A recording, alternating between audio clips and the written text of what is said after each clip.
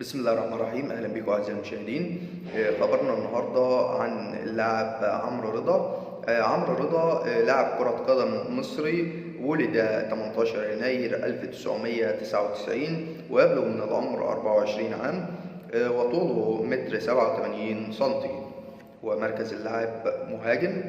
أما عن مسيرته الشبابية في نادي الأهلي.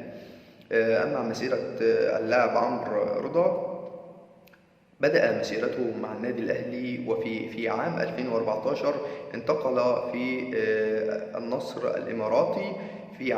وفي عام 2018 انتقل إلى الوحدة الإماراتي، وفي عام 2019 وقع مع نادي الشارقة.